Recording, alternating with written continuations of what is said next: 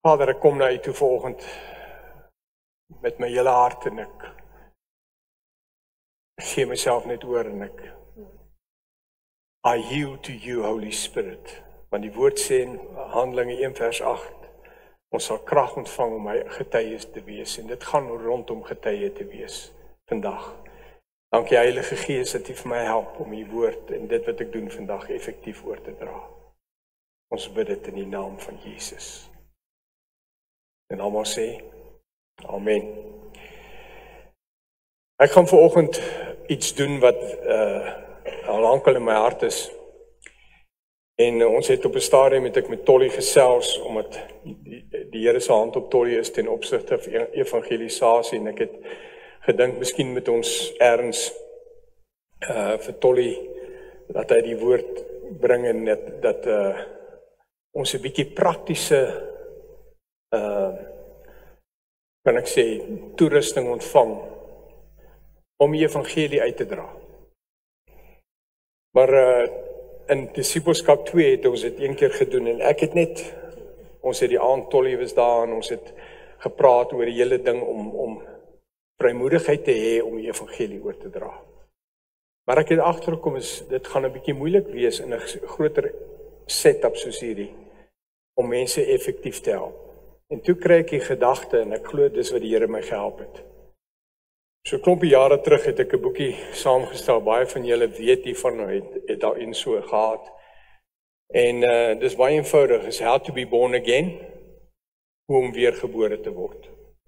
En ek het besef dat hierdie kan 'n tool wees in jou hand, as jy nie vrymoedigheid het om iemand na die Here toe te lei nie. Kom ek sê net vir julle, ons lewe, ek wil amper sê in die heel eerste plek, is dit waarom ons bestaan. In die heel eerste plek is dit die Here, om hom te ken en met hom 'n verhouding te hê. Maar dit wat uitvloei is die feit dat, en dis die visie van ons gemeente, is dit om die koninkryk van God te sien kom in elke mens se hart. Met ander woorde, elke mens, dis waar dit begin, die koninkryk van God, om elke mens om weergebore te word, om 'n kind van God te word. Dis een van die redes waarom ons bestaan, en ek is die Vader dankbaar. Vanoggend is ons 'n span van 5 van die kinderkerk is daar op pad na Kopela toe, om uitreik te hou met die kinderkerk. Maar ek wil vir julle sê, daar gaan kinders wees wat vandag Jesus gaan aanneem. Dis die hoof, that's what it's all about. Op die einde van die dag, dis waar my wandel met die Here begin. Dis by weergeboorte, wanneer ek Jesus aanneem. So wat ek vanoggend gaan doen is, ek gaan nou vir julle dit illustreer, het almal so 'n boekie. Is daar iemand wat nie so 'n boekie het nie? Moet jy net jou hand opsteek, dan gaan Jaco vir jou een gee. OK. Ek glo almal het. So, ek gaan 'n bietjie vir julle help en verduidelik hoe ek hierdie boekie kan gebruik om mense by die Here uit te bring. Julle sien, baie van ons sit hier vandag en ons het familielede. Ons het partykeer mense wat op sterwe lê, wat nog nie reg gemaak het met die Here nie, as ek dit so kan stel nie. En daarom is dit vir my en vir jou belangrik. Ek kan daai persoon so hoop wees. Dink altyd aan 'n storie wat ek gehoor het, van hierdie kardioloog, wat met ouens se harte werk. En die persoon, hierdie kardioloog was nie weergebore nie. En hierdie kardioloog hy het die ou op die treadmill gehad, want die ou is kom, om sy hart te toets en wat have you, en hy is op die treadmill, en terwyl hy op die treadmill is, kry hy hartaanval, en hy val, en dan lê hy. Hy is op die regte plek, maar hierdie kardioloog onmiddellik besef hy, maar hierdie man is besig om dood te gaan. En die volgende oomblik begin hierdie man uit te roep. Hy sê, my voete brand. Want hy begin in die gees dit te ervaar.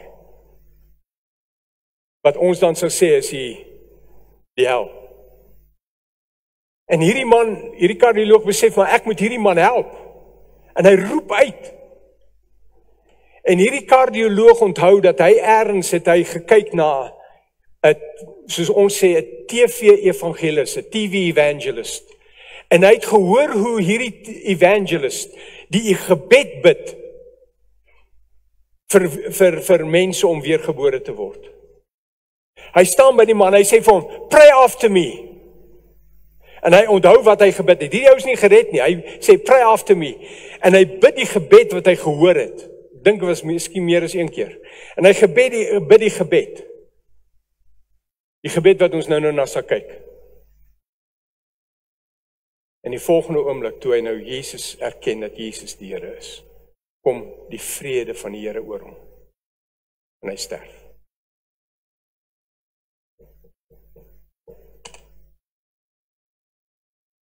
Ander storie het ek gehoor en ek gaan net vandag vertel. Van hierdie paramedikus. Hy kom by 'n ongelukstoneel. Maar die ouetjie het Jesus aangeneem. Hy is weergebore. Hy verstaan hoe werk die dinge. En toe hy by hierdie man kom, een van die beseerdes in hierdie ongeluk. Dus hierdie ou besigheid, hy is besig om dood te bloei. En hy kan niks vir hom doen nie. En hy sê vir hom, hoor hierso? En hy begin vir hom te vra, hy sê, is jy seker dat as jy te sterwe kom, jy hemel toe sal gaan of iets in daai lyn? En die ou sê vir hom, nee, ek was 'n sondaar en ek het verkeerd gelewe en alles. Dis in die laaste oomblikke van hierdie man se lewe. En hy sê vir hom, Jesus het vir jou sondes aan die kruis gesterwe, dis hoekom hy gesterwe het. Hy bid en hy lei hierdie man in die gebed na die Here toe. En terwyl hy bid op 'n stadium, sê hierdie man, hy sien 'n engel staan agter hierdie man wat vir hom bid.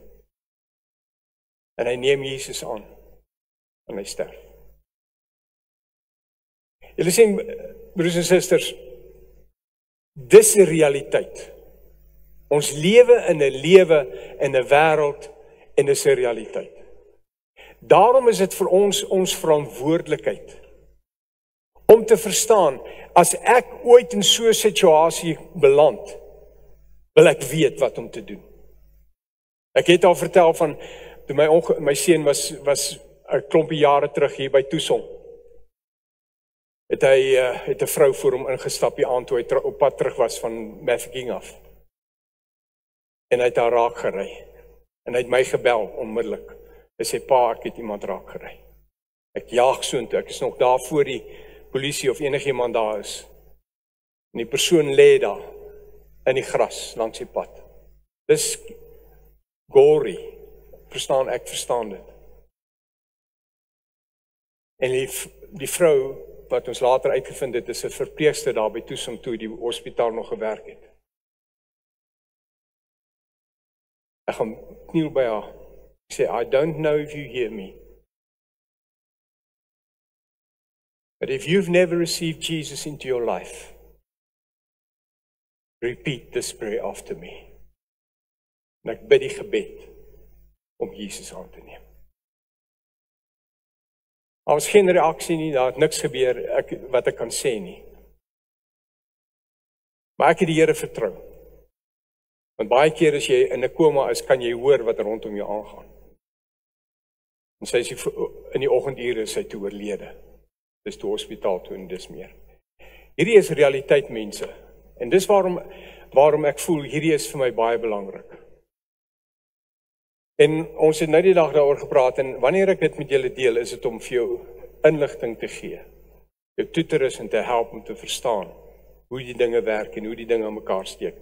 En ons het Vrydagoggend toe ons saam gebid het daaroor gepraat, en ons moet baie wysheid gebruik. Ons storm nie net op mense af nie en al daai dinge, ons verstaan dit, maar partykeer kom jy dan by mense wat, hulle is op die einde.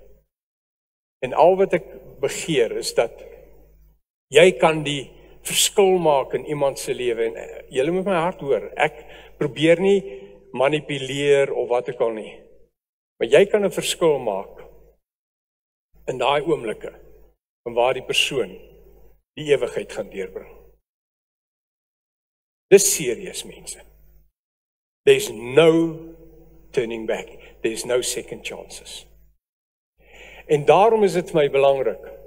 So wat ek wil doen vanoggend is, ek wil basies deur hierdie boekie gaan. En ek gaan stap vir stap deurgaan. So ek gaan vir julle vra, julle sien daar staan hoe om weer gebore te word, en aan die ander kant is dit Engels, how to be born again. So if you are English and you don't understand the Afrikaans, I'm going to share the word in English and Afrikaans, but you will be able to follow, and you'll see when I point at the screen, there's going to be an illustration. That's the illustration, the diagram you find in the beginning of the book. So we're going to work from that illustration. So ek wil vir jou vra, Donovan, dat jy hom net die eerste prentjie opsit.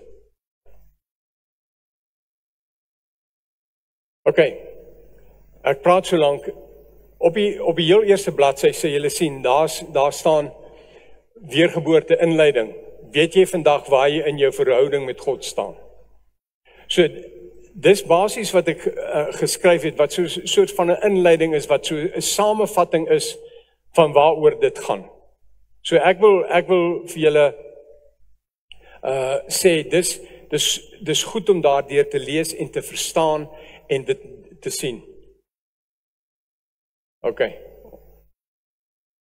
So die heel eerste bladsy is dan vir 'n persoon om 'n idee te kry van wat aan die gang is. Okay.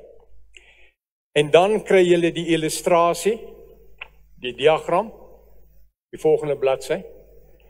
En dan as jy omlaai, dan sê jy sien, op bladsy 3 wil ek maar dan sê. Dan sê jy sien, daar's nommertjies, 1, 2, 3, 4, 5, 6, 7, 8, 9, 10, 11, 12. So dis dan op die diagram, sal jy dit dan sien. On the diagram, you will see number 1 to 12. Okay. Devil, I say to you in the name of Jesus, get out of this place. End of the story. In die naam van Jesus. Dankie Here vir wysheid. Ek het nou net saam met hom agter gekyk na die diagram. So. Goed. Okay. So ek gaan so lank met julle werk van die diagram af. We're going to be going to the diagram. So nommer 1. Julle sien 1 staan daar God, God. En dis daai vlak stel voor die ewigheid. Toe God Adam en Eva gemaak het, nommer 2, wat hy sê, laat ons mense maak na ons beeld en na ons gelykenis. Okay. So God het die mens geskep na sy beeld en na sy gelykenis. En dis nou, as ek op die illustrasie kan sê, dis die ewigheid. So dis waar God is, dis waar hy lewe, dis waar hy is. Nommer 1. So dis waar ek en jy eintlik toe Adam en Eva geskape is hulle geskape na God se beeld en gelykenis. So voordat hulle voordat hulle gesondig het, was hulle saam met God daar. Okay. So nommer 1 is die ewigheid. Stel die ewigheid voor in die teenwoordigheid van die Vader. The eternity in the presence of the Father. Nommer 2 sê basies vir jou, ons is na God se beeld geskape.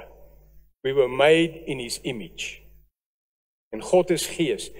Nou net onder nommer 2 sê jy sien, daar's 3 sirkeltjies. Die van julle wat disippelskap gedoen het, sal onthou dat ons in disippelskap het ons een ding gesê. Daar's 'n mens is 'n 3-ledige wese. Ek dink die Engels is triune, daar sê. Okay. Daar was hy. So nou Okay. Kom ek verduidelik dit net vir julle. Die mens is gees. Dis so 'n rympie wat julle sal sien. Ek het dit daar gesê. Die mens is soos God, gees. Hy het 'n siel. So ek is gees, na God se beeld en gelykenis, God is gees. Dis die ewigheidsaspek van my bestaan. Okay? Ek en jy, we were created to live forever. So ek se ewigheidswese. Dis die deel van my wat nooit, ooit, vir ewig en vir ewig sal tot 'n einde kom nie. So, God het, ek is gees, ek het 'n siel, my siel is my verstand, my wil en my emosies. My soul consists of my will, my mind and my emotions. Okay. Nou ons sê dit so, ek is gees, ek het 'n siel en ek woon in 'n liggaam. Okay? Ek wil vir jou vra om agter my aan te sê ek is gees, ek het 'n siel en ek woon in 'n liggaam. Okay. I am a spirit. I have a soul and I live in a body. Okay. So dis daardie illustrasie van die 3 sirkeltjies. Number 3. Die mens het 'n wil. Ons is nie robotte nie, God het ons geskape met 'n wil. Ek het die vermoë om te kies. Ek kan besluit wat ek doen. Ek het vanoggend besluit, ek wil my nuwe pink hemp aantrek. En toe trek ek hom aan. En so het elkeen van ons besluit dit wat jy gaan doen. Jy het besluit of jy wil koffie drink, en jy het besluit wat jy wil doen. Okay. Goed, so 'n mens het 'n keuse. En kom ek wil vir die vandag sê, dis seker een van die scarieste dinge as jy begin besef, ek kan 'n keuse maak, en daai keuses wat ek maak op hierdie aarde, tel vir ewigheid. The choices I make on this earth will count for eternity. Dis rof. Iets wat ek van baie bewus geword het in mense se lewens oor die jare en in my eie lewe, is dat mense baie keer sê, as ek maar net. As ek maar net nie daai besluit geneem het nie.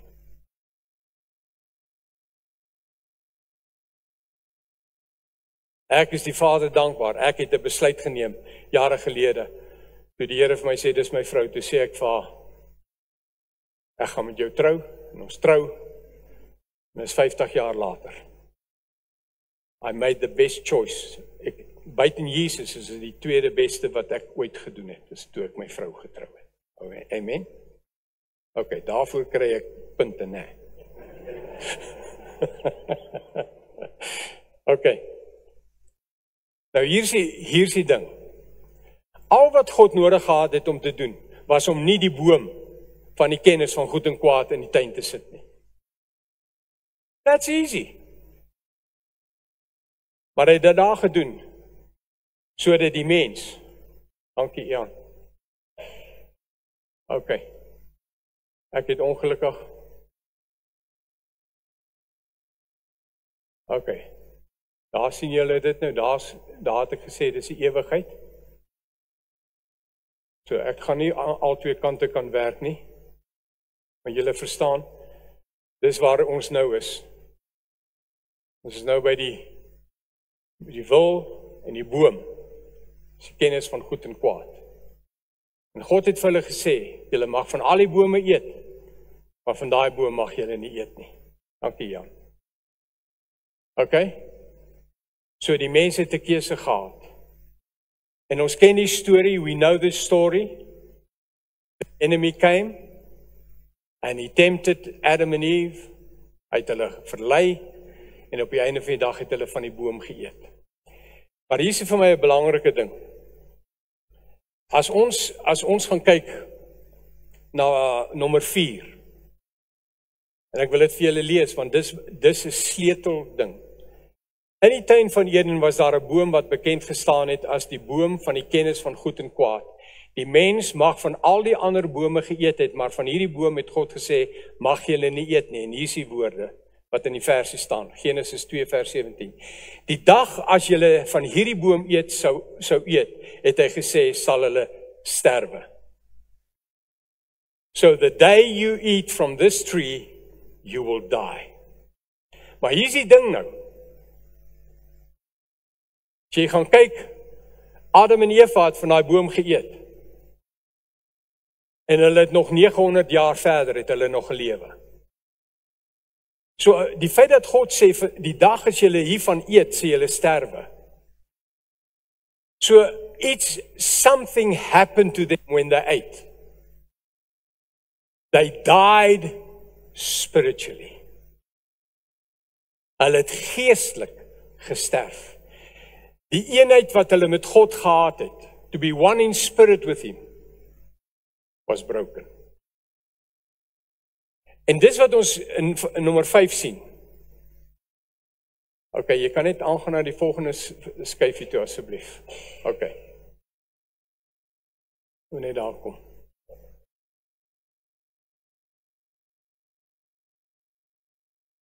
Waar is my knoppietjie? Okay. Daar sê. Number 5. Nommer 5. Skus dat ek dit so doen, maar dit is vir my belangrik dat julle dit kan volg. Sien, daar is nommer 5, dit word onderstreep deur die rooi. Hy sê, die mens het gekies om van hierdie boom te eet, nadat die Satan vir Eva en Adam mislei het, en so die mens se gees gesterf. Romeine 5 vers 12 sê, daarom soos deur een mens die sonde in die wêreld ingekom het, en deur die sonde die dood, en so die dood tot alle mense deurgedring het. So met ander woorde, al die mense wat op aarde gebore is uit Adam en Eva, die dood is aan hulle oorgedra. Ons het die dood, die geestelike dood van Adam en Eva geërf. En hier is die ding, dis die belangrikste ding om te verstaan. You inherited death. Spiritual death. Nou sê hy, in Jesaja 59 vers 2, Jesaja 59 vers 2 sê, dat die mens soos dat die sonde soos 'n muur van skeiding tussen die mens en God gekom het. So, his spirit was separated from God. Okay. Nou sê hy, nou is ons by nommer 7. Spiritual death. Nou daar die 3 sirkeltjies, wat julle daar sien, die middelste een is nou blou. So that indicates, daai sirkeltjie, it is colored in the booklet, it's in black. It's kind of shady. But that means your spirit has died.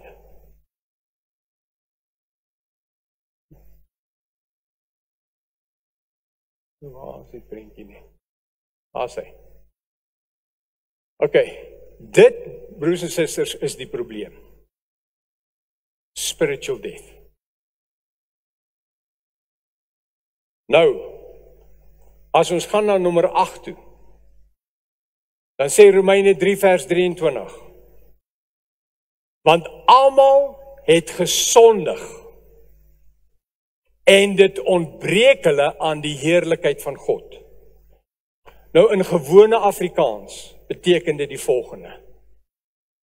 In die toestand, wat sê mens vir 'n toestand?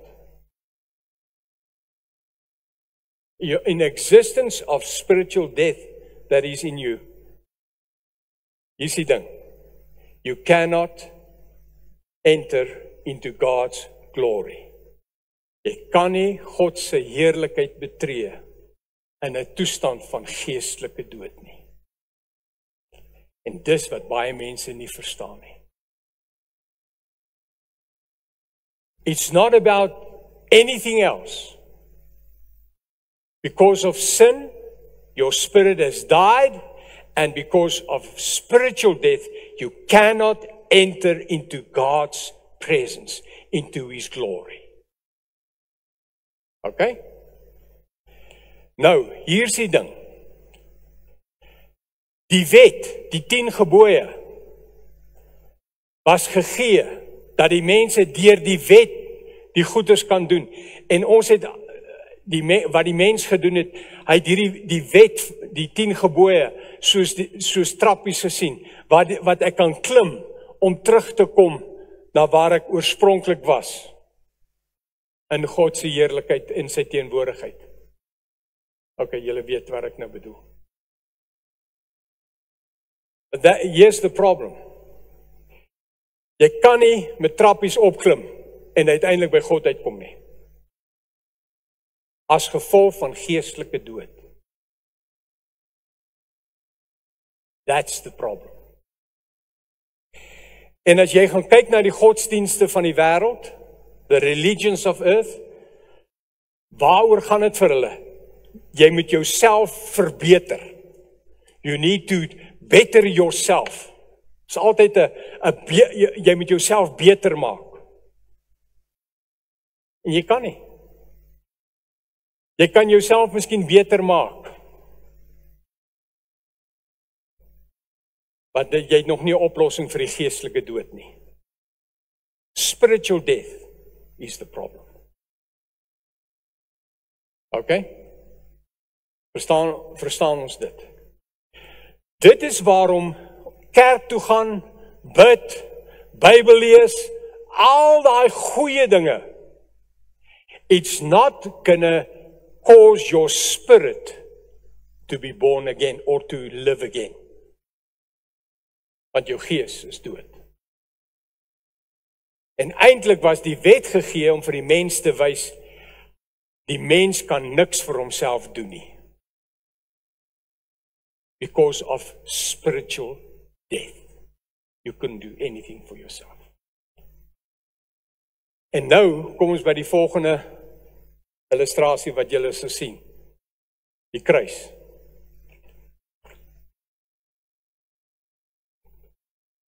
God, in His grace and in His mercy, did something. God het ingegryp in sy genade en liefde. En wat gebeur het is Johannes 3 vers 16. Want so lief het God die wêreld gehad, dat hy sy enige gebore seun gegee het, sodat almal wat in hom glo nie verlore mag gaan nie, maar die ewige lewe kan hê. So Jesus came to this earth. He was born through the Virgin Mary. Hy's gebore, bonatuurlik bevrug deur die Heilige Gees. Hy kon nie bevrug word deur 'n man, 'n fisiese man nie.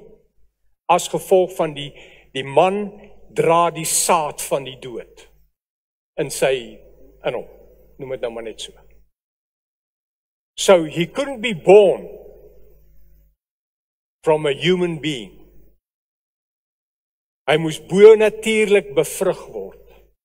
En Jesus is gebore bonatuurlik deur die maagd Maria.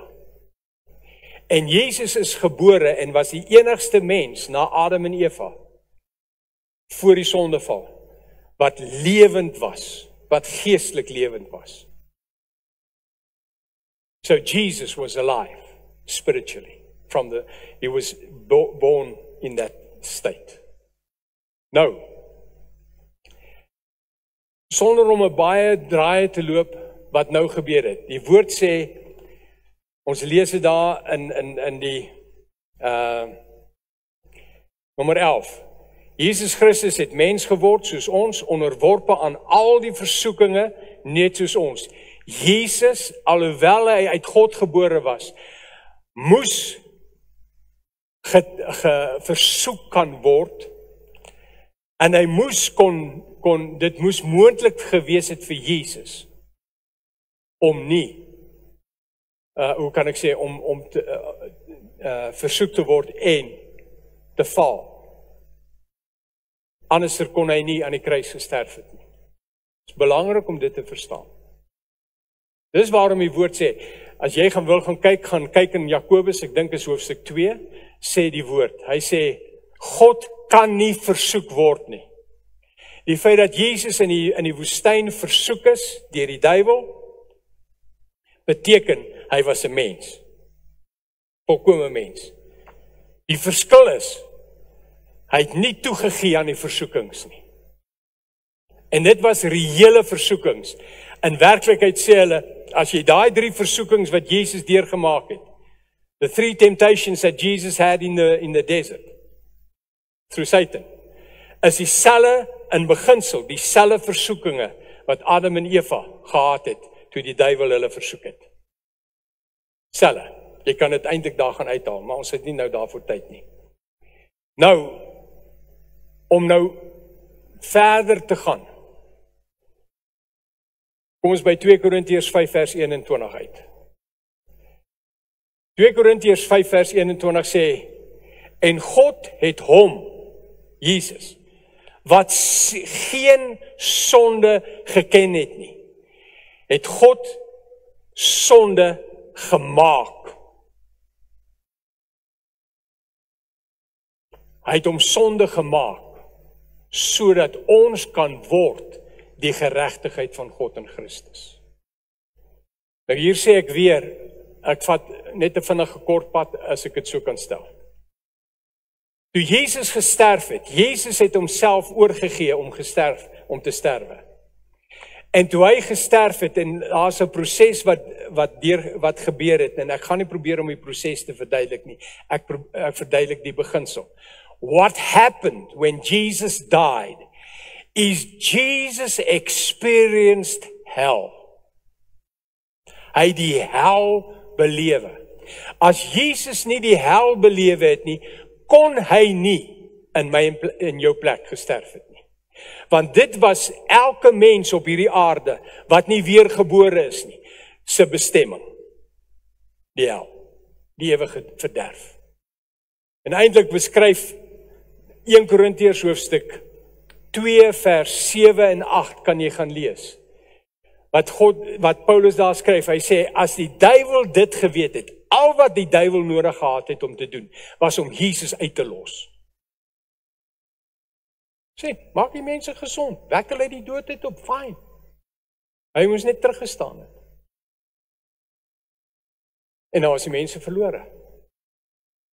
Maar hy het gedink, toe hy Jesus het, toe sê hy, katja!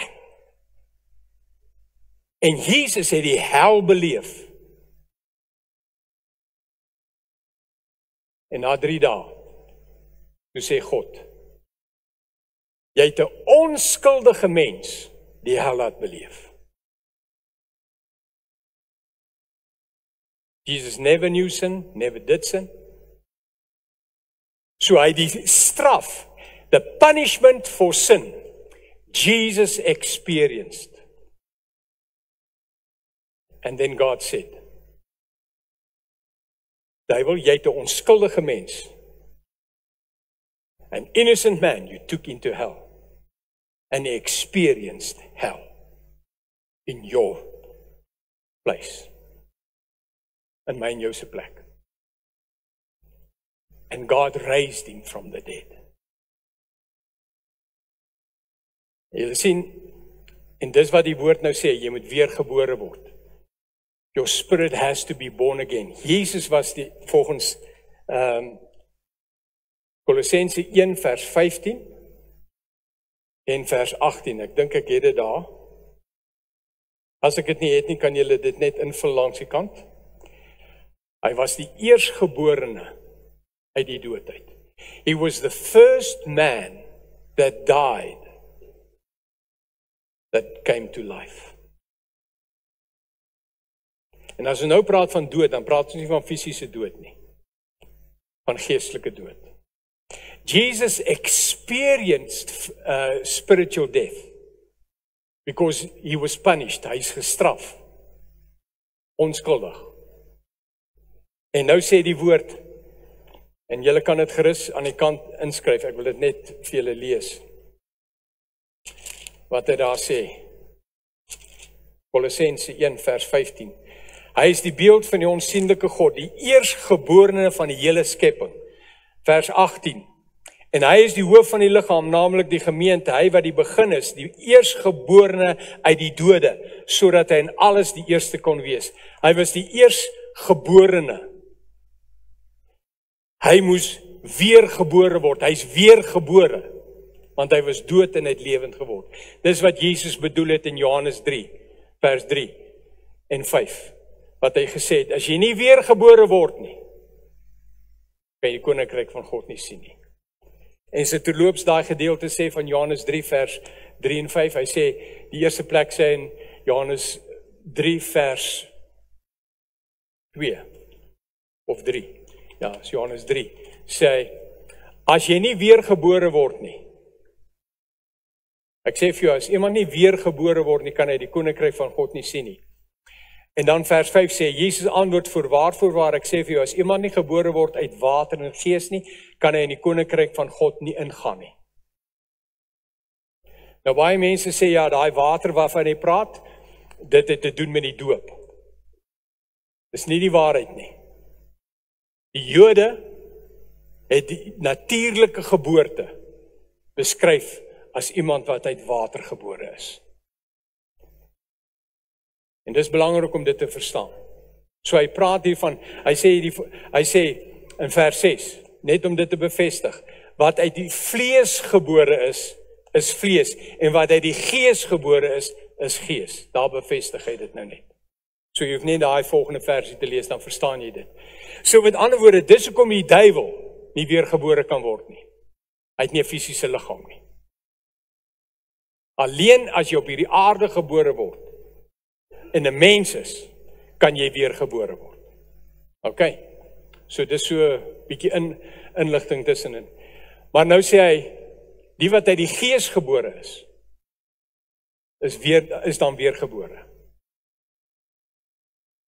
En ons is nou by nommer 12. So, dis al die versies wat ek vir julle gesê het. Nou, so met ander woorde, net om vir julle te verduidelik. Jesus was sonder sonde, maar hy het afgegaan, en hy het op hierdie vlak gekom, hy het sonde geword, saam met my en jou, soos ek en jy. Ek wil dit net vir die ander kant ook illustreer. So Jesus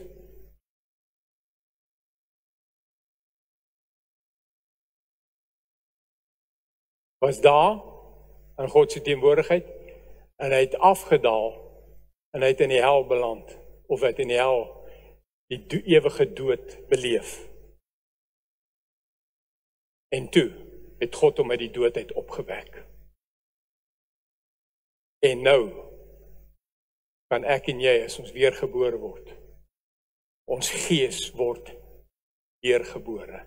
Ek word weergebore.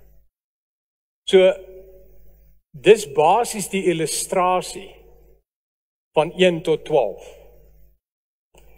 So, hoe werk dit nou? As iemand dit nou verstaan, en iemand nou, en jy het nou vir iemand die hele ding verduidelik, dan sê Johannes 1 vers 12, maar almal wat hom aangeneem het, all who have received Jesus, aan hulle het God die mag gegee om kinders van God te word. As jy Jesus aanneem, dit wat Jesus gedoen het aan die kruis, as jy dit aanneem, en hier is die ding, jy moet dit aanneem, dit word nie vir jou gedoen nie. En verskoon my, maar ek sê vandag vir jy, daarom kan 'n babietjie nie weergebore word nie.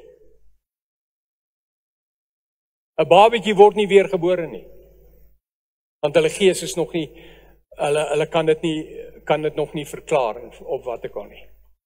So iemand kan dit nie vir jou doen nie. Dis alleen deur geloof. En dit is wat Romeine 10 vers 9 sê en 10. As jy met jou mond die Here Jesus bely, Met ander woorde, dit wat wie Jesus is en wat hy kom doen het. As jy dit verklaar, en dis wat ons bid, as ek daai gebed bid, Jesus, ek glo dat hy vir my sondes aan die kruis gesterf het.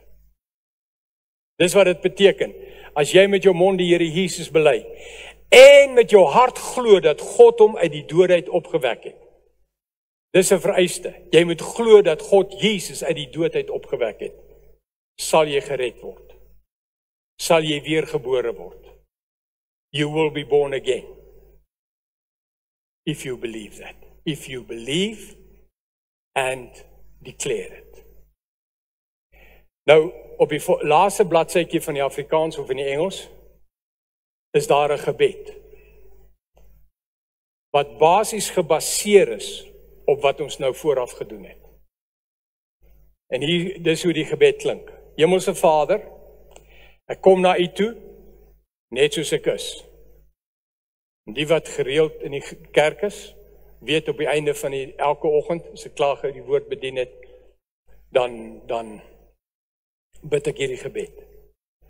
Ek glo dat Jesus vir my sondes aan die kruis gesterf het en dat hy in my plek hel toe gegaan het. OK? Ek glo dat Jesus uit die dood opgewek, dat u Jesus uit die dood uit opgewek het, Vader, en dat Jesus lewe. Vandag neem ek Jesus aan as my verlosser en saligmaker. Ek bely dat Jesus nou my Here is. En dan die volgende deel is wat jy kan doen as jy wil. Ek het my rug op Satan gedraai en volg van vandag af Jesus. Dankie Jesus dat u bloed my nou skoon gewas het van al my sondes en dat ek nou die ewige lewe het in my het en as ek nou te sterwe kom, sal ek hemel toe gaan. Amen. En almal sê, so sal dit wees. Dit is wat die woord van die Here vir ons leer. Wat ek glo met my hele hart. Dis hoe ek weergebore is. Dis hoe mense hier wat hier sit, weergebore is. Nou as verskillende maniere, as ek dit so kan stel, toe ek weergebore is, het ek die persoon wat saam met my gebid het om Jesus aan te neem, hy het vir my dit geïllustreer en gesê, Jesus staan by die deur van jou hart en hy klop, soos wat ons kry in Openbaring 3, vers, ek dink is 21. Hy sê, Jesus staan by die deur en hy klop, as jy sy stem hoor en die deur oopmaak. En die persoon het saam met my gebid en ek het gesê, Here, ek maak die deur van my lewe oop. En toe ek dit gebid het, toe het iets met my gebeur. Ek is weergebore. So ek sê nie, dit is in sement gegiet, dat jy net op hierdie manier nie. Jy kan ook verklaar dat Jesus is die Here. Ek verklaar dat Jesus die Here is. Want die woord sê, elkeen wat die naam van die Here aanroep sal gered word. En ek kan sê, Jesus red my.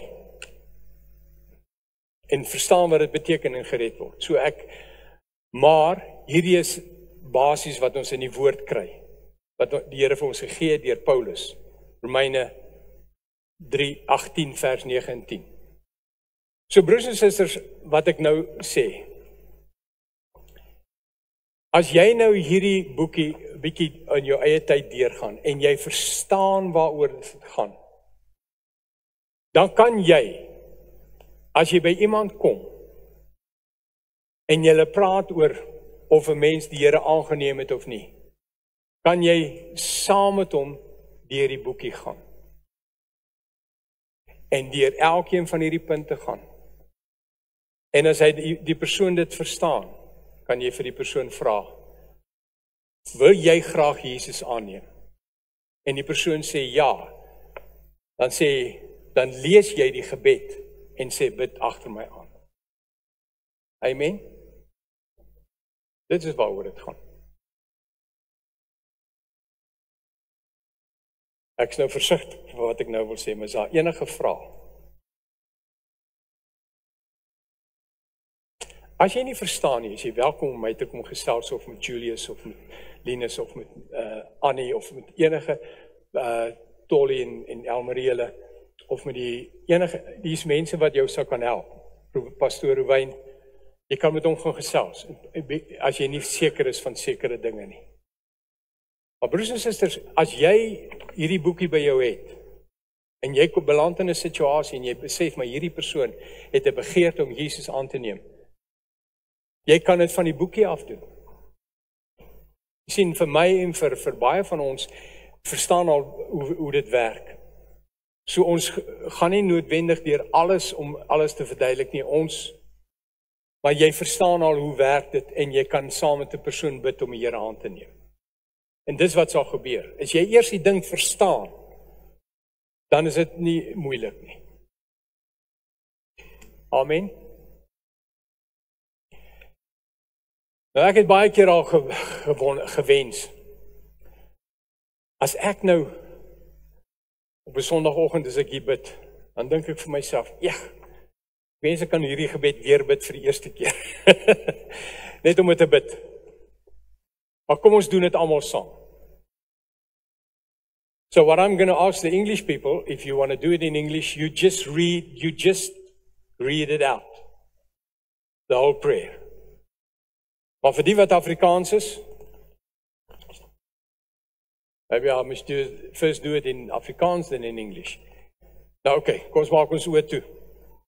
Stel jou voor, dis die eerste keer. Sê, Hemelse Vader, ek kom na U toe net soos ek is. Ek glo dat Jesus Christus vir my sondes aan die kruis gesterf het. En dat hy in my plek hel toe gegaan het. Ek glo dat U God Jesus uit die dood uit opgewek het. En dat Jesus lewe. Vandag neem ek Jesus aan as my verlosser en my saligmaker. Ek bely dat Jesus nou my Here is. Now I'm going to do it in English. Heavenly Father, today I come to you just as I am. I believe with all my heart that Jesus died for my sins on the cross, and that He went to hell in my place, on my behalf. I believe that You, God, raised Jesus from the dead, and that Jesus is alive. I confess today that Jesus Christ is now my Lord. Amen. Is daar enige iemand wat hierdie gebed dalk vandag vir die eerste keer gebid het? Anybody who prayed this prayer for the first time? Jy het nie die sekerheid gehad dat jy 'n kind van God is voor vandag. Is daar enige iemand, steek net jou hand op. Enige iemand? Okay. Anybody that did it for the first time? Good. Broers en susters, ek gee dit in julle hande. Hierdie boekies is altyd daar in die rakkie, as jy by die deur inkom, is altyd daar. En jy kan vir jou, as jy dit wil uitdeel, kan jy vir jou 'n paar help, vat 'n klompie vir jou. Moenie nie te veel vat nie, want ons het nie so baie op hierdie stadium nie, maar daar is beskikbaar, en ons soos wat tyd aangaan, kan ons aanvul, ons het 'n vaste bestelling by die koöperasie, wat dit net vir ons druk, en dan vir ons gee. Okay. Hemelse Vader, ek bid vandag in die naam van Jesus, dat U Heilige Gees hierdie waarheid net verder sal vat. En dat mense van hierdie dag af die vrymoedigheid sal hê om dit wat hierdie U woord vir ons leer, met ander te kan deel. Ek wil elkeen net bid, Vader, vir vrymoedigheid. En ek dankie Vader dat U vir my sê, U het vir my 'n woord gegee, jare gelede. Soos dit wat ek preek, sal U bevestig. En ek dankie Vader vir bevestiging van dit wat ek vandag, die woord wat ek bedien het. In die naam van Jesus. Amen.